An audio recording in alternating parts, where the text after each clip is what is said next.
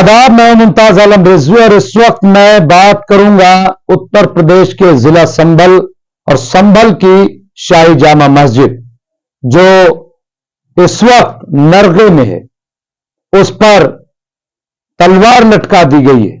जी हां, और वहां जो कुछ हुआ उसकी आंच जो है वो पूरे मुल्क पर कहीं ना कहीं असरअंदाज हो रही। दिल्ली के पार्लियामेंट में भी इसको लेकर के आवाज उठी, लेकिन संभल अभी भी सुलग रहा है। संभल में अभी भी हालात जो है वो कशीदा है। हालांकि पुलिस दावा कर रही है कि उसने सब कुछ कंट्रोल कर लिया है, लेकिन वहां जिस तरह की बातें सामने आ रही हैं वो बहुत ही चौंकाने वाली है। सबसे पहले मैं आपको बताऊं कि अब तक इस पूरे मामले में जहां 4 या 5 लोग, कुछ लोग बता रहे हैं 5 लोगों की मौत हुई है, कुछ की रिपोर्ट यह है कि 4 लोगों की मौत हुई है। नंबर 1। नंबर 2 यह कि अब तक 25 लोग अरेस्ट किया जा चुके हैं, गिरफ्तार किए जा चुके हैं। इसके अलावा जो संभल के सांसद हैं जियाउर रहमान बर्क और वहां के जो एमएलए हैं महमूद इकबाल, उनके बेटे, वो 2 के अलावा 2750 लोगों के खिलाफ मुकदमे दर्ज किए गए। कुछ नामजद हैं तो कुछ अज्ञात हैं। इसके अलावा उस मस्जिद के यानी शाही जामा मस्जिद के जो इमाम हैं, सदर हैं, उनको गिरफ्तार कर लिया गया। जी हां, जफर अली को गिरफ्तार कर लिया गया है और कहा जा रहा है कि दरअसल इनका बहुत बड़ा रोल है इस पूरे मामले में। हालांकि जब यह मामला सामने आया तो जफर अली ने एक प्रेस कॉन्फ्रेंस की थी और पुलिस पर इल्जाम लगाया था कि दरअसल यह सब कुछ जो हुआ है वो पुलिस की वजह से हुआ है, पुलिस की लापरवाही की वजह से हुआ है। इसके अलावा एक और जो खबर आ रही है कि अब पूरे मामले को एक नया रंग दिया जा रहा है। नया रंग यह दिया जा रहा है कि दरअसल ये जो कुछ हुआ है वो तुर्क वर्सेस पठान हुआ है, क्योंकि जियाउर रहमान बर्क जो है वो तुर्क बिरादरी से आते हैं और महमूद इकबाल जो है, जो विधायक है, वो पठान से आते हैं और इन दोनों में चलती रहती है। और ये जो 4 लोग मारे गए हैं, नौजवान हलाक हुए हैं, दरअसल ये आपस के झगड़े में हुए और ये बात बहुत जोर जोर से कही जा रही है।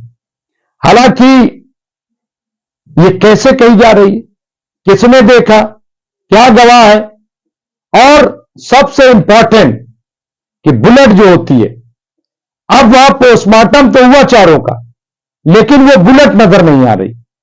कह रहे हैं वो बुलेट मिली नहीं। अब आप बताइए, अब वो बुलेट मिली नहीं। अब जब बुलेट मिली नहीं तो फिर पता कैसे चले किसने गोली चलाई, किसने मारा, कौन जिम्मेदार है, ये पता कैसे चले। ये पूरा आप देखिए कि कैसे इस पूरे मामले को, और कुछ लोग तो इसे शिया सुन्नी कह रहे हैं, जिन्हें कुछ पता ही नहीं है। तो ये जो पूरा मामला है, आप देखिए कि किस तरह से उसको भड़काया जा रहा है, उसको बहकाया जा रहा है। अब इस मामले में राहुल गांधी जो कि अपोजिशन लीडर हैं संसद में और कांग्रेस के लीडर हैं, वो अब संभल जाने की तैयारी कर रहे हैं, वो संभल जाएंगे। इसके अलावा जो समाजवादी पार्टी के अध्यक्ष हैं, मेंबर पार्लियामेंट है अखिलेश यादव, उन्होंने भी कहा है कि एक डेलीगेशन हमारा वो संभल जाएगा और चीजों का जायजा लेगा, हालात का जायजा लेगा। इसके अलावा कल ही जो जमीयत उलमा हिंद के सदर हैं मौलाना महमूद मदनी, उनके कहने पर एक जमीयत उलमा हिंद का डेलीगेशन वो संभल पहुंचा और वहां के अधिकारियों से, अफसरान से मुलाकात की और मुआवजे का मुतालबा किया है कि जो लोग मारे गए हैं उन्हें मुआवजा दिया जाए। एक एक शख्स को कम से कम 50-50 लाख रुपए का मुआवजा दिया जाए। यह उनकी तरफ से वहां डिमांड रखी गई है, यह मांग की गई है।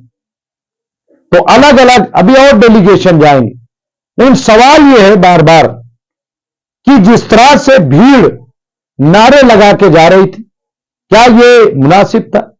फिर आप कुछ भी कह लीजिए, पठान वर्सेस तुर्क कह लीजिए, या लीडरों का आपस में टकराव कह लीजिए, कुछ भी कह लीजिए, लेकिन एक सवाल तो है ना कि पुलिस क्या कर रही थी? पुलिस जो वहां मौजूद थी उसने क्यों नहीं रोका? और सबसे पहली बात यह कि जो लोग नारे लगा के साथ चल रहे थे उन्हें क्यों नहीं रोका गया? क्या दुनिया में कहीं ऐसा सर्वे हुआ है कि सर्वे के नाम पर नारेबाजी की जाए, सर्वे के नाम पर किसी को भड़काया जाए?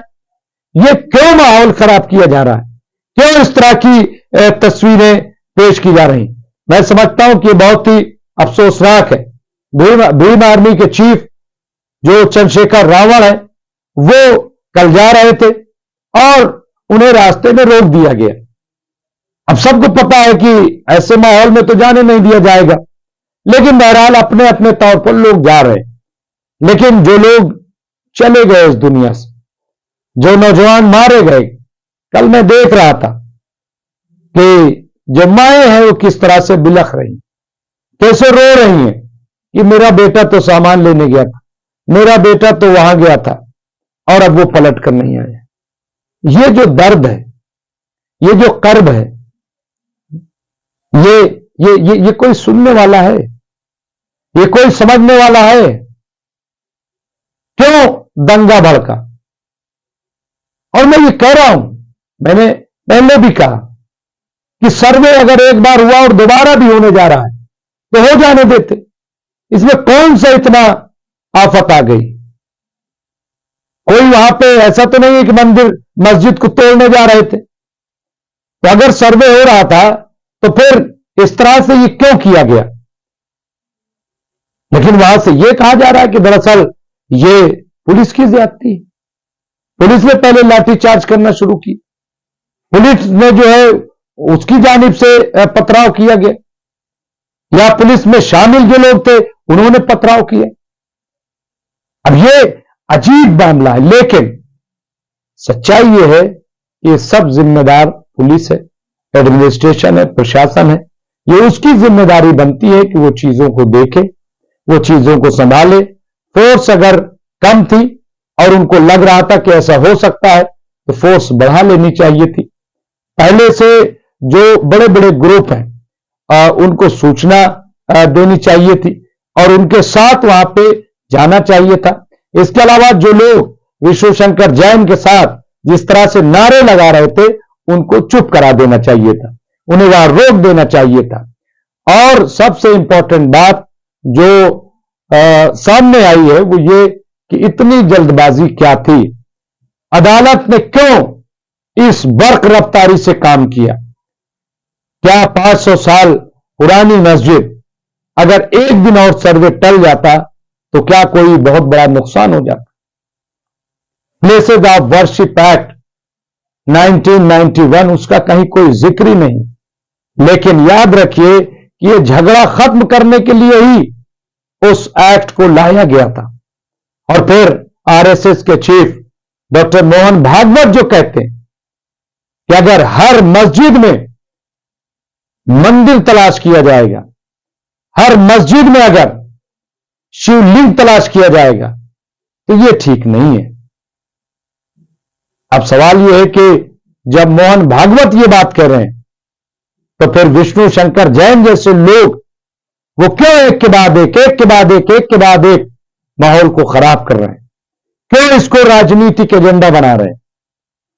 बड़े बड़े सवालात मौजूद है, उन सवालात पर रोशनी डालनी चाहिए। अब लोग कह रहे हैं कि क्या ये जो ईवीएम में घपला हुआ है उसकी वजह से है, या जो उत्तर प्रदेश में जिस तरह से बेरोजगारी को लेकर के एक हंगामा है, नौजवानों में बेचैनी है, क्या उसको दबाने के लिए, क्या महंगाई को दबाने के लिए, या फिर 2027 की चुनावी तैयारी के लिए? यह है क्या? एक बहुत बड़ा सवाल है। बहरहाल जो भी है, लेकिन सब्र तहम्मुल से काम लेना पड़ेगा, अक्ल से काम लेना पड़ेगा। जो वालिदैन है वो भी अपने नौजवानों को देखें, जो नौजवान है वो भी खबरदार रहे साजिश से, क्योंकि साजिश करने वाला कभी सामने नहीं होता। याद रखिएगा, साजिश करने वाला कभी सामने नहीं आता, सामने नहीं रहता। जो 4 लोग चले गए वो तो चले गए, लेकिन जिन पे मुकदमात दर्ज हुए हैं, आप समझते हैं, वो गिरफ्तार किए जाएंगे, उन्हें जेल भेजा जाएगा, सालों साल हो सकता है उनकी सुनवाई ना हो, क्योंकि कई दंगों में ऐसी बातें देखने में आई। इसलिए खबरदार रहने की जरूरत है, होशियार रहने की जरूरत है, और किसी भी साजिश में आना नहीं है। हम फिर मिलेंगे, देखते रहे एमएमसी न्यूज इंडिया। शुक्रिया।